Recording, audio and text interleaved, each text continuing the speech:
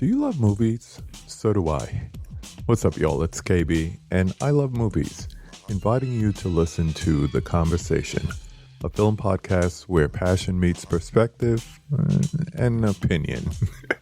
From the old school to the new, I invite a guest on to discuss the movies that thrill us, challenge us, break our hearts, or even blow our minds. There's always new episodes dropping wherever you get your podcasts. So join the conversation. We don't just watch movies. We love talking about them too. The Conversation with KB Loves Movies, a part of Someone's Favorite Productions podcast network. Hello, this is Chris Haskell from They Live by Film. For those that don't know us, Adam, Zach, and I, we built a podcast over the last 2 years that's a combination of film discussion from 3 very different perspectives, as well as industry interviews with the leaders in boutique Blu-ray and 4K community. We started with Deaf Crocodile, but over time we've been lucky enough to speak with Arrow Video, Severin, Mondo Macabro, Vinegar Syndrome, Radiance, Indicator, most of the OCN partner labels. It's been a blast. You can find us wherever you podcast, and also actually recently as part of Someone's Favorite Production podcast network. We hope to see you online. Holy shit.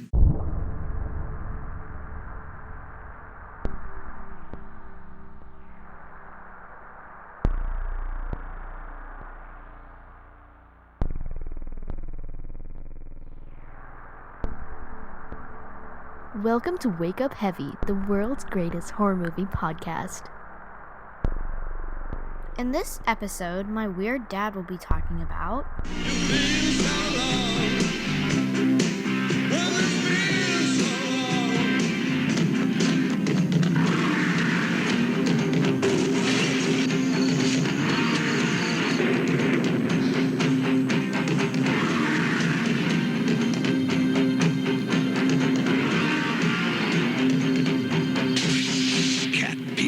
Rated R. Now playing. Consult newspapers for theaters and showtimes.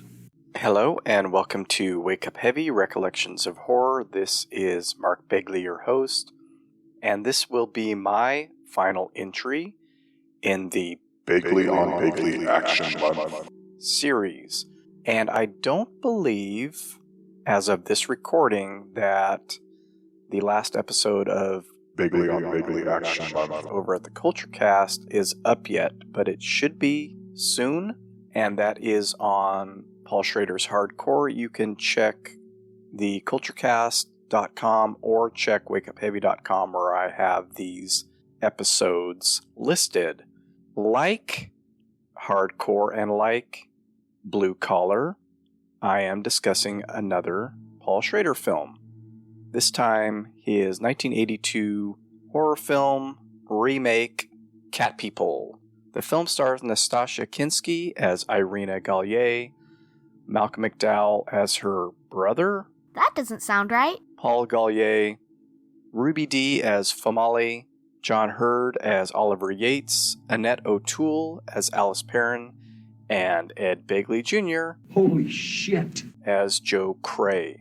We also have some horror movie alum in this with Lynn Lowry from Shivers, among others, Frankie Faison, and John Larroquette. And John Larroquette's connection, of course, is his VO for the original Texas Chainsaw Massacre, and he does a little bit of that in the new one as well. More on that on the February Watches episode. So the film was directed by Schrader. I think this came to him after a few years of pre-production with other people attached to direct based on a script by Alan Ormsby, which I've mentioned in the past, and I don't know how much of Ormsby's script survived. After I mentioned that on the last episode, I read his script was more of a close remake or restructuring of the original film. And this isn't really that. Not much of that original 1942 film is copied here. And then I was reading earlier today a little bit about Cat People, the 1982 version, and apparently early on in production, Bob Clark had worked on a script. So I don't know if they had worked on something together, if Bob Clark had worked on it and then left, and then Ormsby took it. I don't know what the history is with this, and of course, getting this information off the internet, none of it may be true. Unlike the other two Schrader films included in the Begley on Begley Action Month series here and at CultureCast, this is not also a Why Didn't I Rent This? Because we did rent this when I was younger. I remember watching it a good handful of times. I think a lot of that had to do with Kinski's reputation at the time. Her famous photo with a snake coiled around her body had come out in Vogue magazine just the year before, and I mean, if you were a teenage boy and were alive in the early 80s, you probably remember seeing that or hearing about it. And so this movie had a bit of a reputation. There is quite a bit of nudity in the film, not just from Kinski, but also from Annette O'Toole, Malcolm McDowell, and John Hurd. That doesn't sound right. So this was probably something that, if I rented it, it was while at someone else's house or when our parents were out of town or something like that. I used to merge this in my head with The Hunger, which was released in the early 80s as well, and there's a David Bowie connection between the two films. Of course, he stars in The Hunger, and he supplies the theme song for this. The score of the film is all done by Giorgio Moroder, and Bowie came in and did lyrics and sang the song, Cat People Putting Out Fire with Gasoline. And then a year later, it was re-released in a re-recorded form on his Let's Dance album. And I think we had that album when I was younger. So I remember hearing the song quite a bit and never really realizing that there were two different versions. And I think I actually like the movie version better, and that's what will appear at the end of this episode. Along with that Bowie connection, and I think these go together, those two films were, at least in my mind, slick and new wave and a different take on horror than, say, slasher films or even other creature or monster films. And this came after that big wave of werewolf films in 1981. So I guess it's kind of riding the coattails on that, and instead of werewolves, although they're never called this in the film, you could say that they're were-cats. So, what's the basic story of Cat People? The film opens on this ancient tribe of humans who are made up like leopards, and they are offering up a sacrifice to a black leopard. It's not really a sacrifice meal, it's more a sacrifice of a sexual nature, because we don't see the cat kill this woman. And I love the opening of the movie. It's all this red that will show up again and again in the film, and dust blowing off the bones of all these dead bodies. So there's this line of cat people who have mated with cats, and because of this, and this is kind of the weird part of this film, because of this, they are only supposed to have sexual relations with relatives. So there's this whole incestuous umbrella over the film. That doesn't sound right. Malcolm McDowell and Nastasia Kinski have met again after all these years, where she was separated from him and lived in orphanages throughout her life, and Malcolm McDowell was raised by their parents. And if they have sex with other people, they will change into cats. The only way to change back into humans is to kill a human. The only way to stop from changing into cats is to have sex with each other. That doesn't sound right. Yeah, that was probably a little heavy for me when I was younger, and it's an odd but interesting idea. They don't ever have, kind of spoiler here, just in case anybody's really turned off by that idea, they don't ever have sexual relations in the film, although he pushes it quite a bit.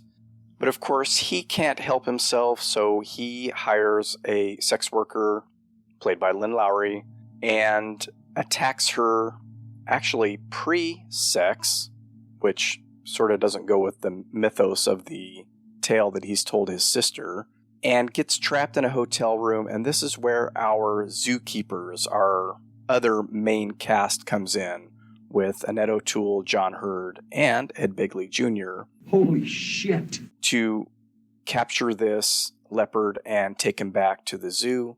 And I love all the scenes in the zoo. The movie takes place in New Orleans, so I mean, all you have to do is point a camera just about anywhere in New Orleans and you're going to have an interesting shot.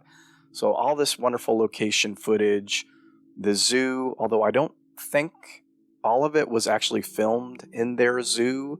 Part of it was a set in LA. Whichever parts were filmed wherever, it's all very interesting looking.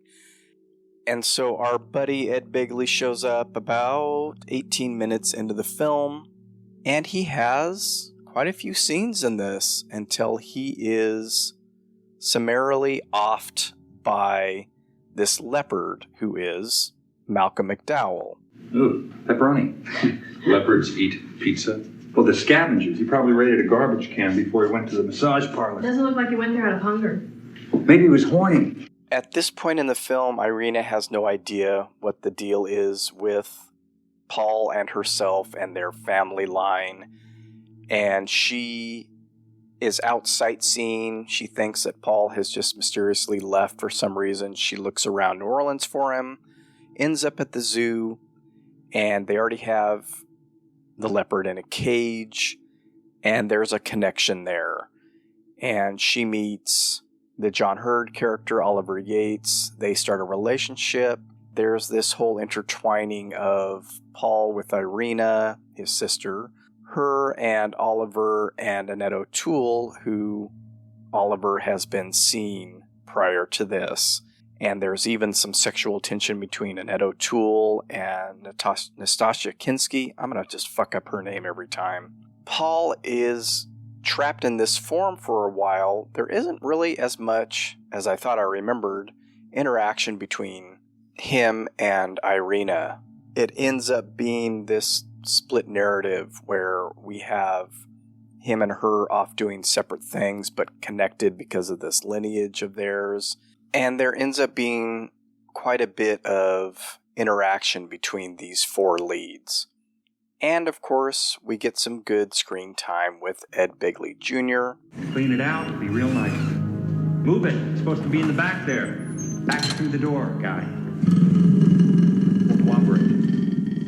Who's a little bit of comic relief. He's got some great lines throughout this. At one point, he even sings a little song. What's new, pussycat? Whoa, what's new, pussycat? Whoa, pussycat, pussycat, I love you. Yes, I do. You and your pussycat smell. Shortly before he gets his arm completely ripped off.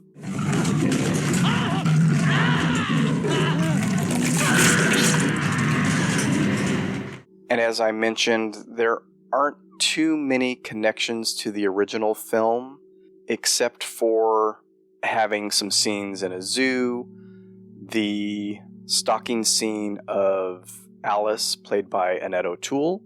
Why is it so mean?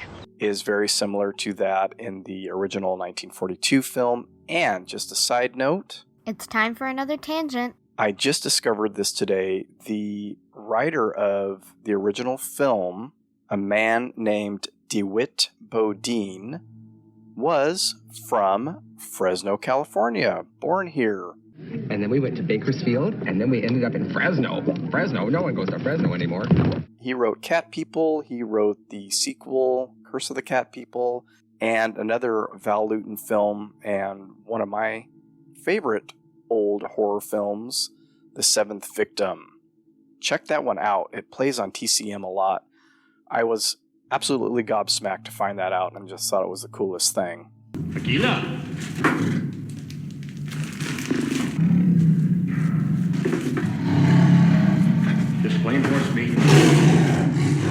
me. You didn't have to kill it. It is very stylized. I really like the look of the film and enjoyed it, I think, so much more than I ever have in the past. I watched this, I don't know, sometime within the last 4 or 5 years and remember being kind of bored. It is a tad long. It's close to 2 hours, and I don't think it really needs to be. But other than that, I was really taken with the visuals. There's some cool camera trickery because they act feline even in their human state. There are these leaps and jumps off of things, some that were shot in reverse and then played backwards. And there's just tons of color, lots of reds and greens and oranges, as well as the location shots in New Orleans and surrounding areas. So it looks great. And you get some fun cat references throughout. Ruby Dee's character is watching the cartoon Top Cat at one point, and you can find all these other little thematic touches throughout, which I really dug. I really enjoyed watching this time, and bonus for having Ed Begley Jr. in there playing kind of a dick again. Hey, Oliver! Bring the prod, he's going 8. And getting his arm ripped off at the shoulder. Hopefully the episode on hardcore is up soon. Keep checking here or at culturecast.com or wherever you listen to your podcasts. And I will be back very soon with my February watch episode. And I will be re-releasing some previous episodes. And I'll discuss all that on that February watch episode. So, until then, be safe, be smart, have a great week, and don't forget... anything can happen when you wake up heavy. Holy shit.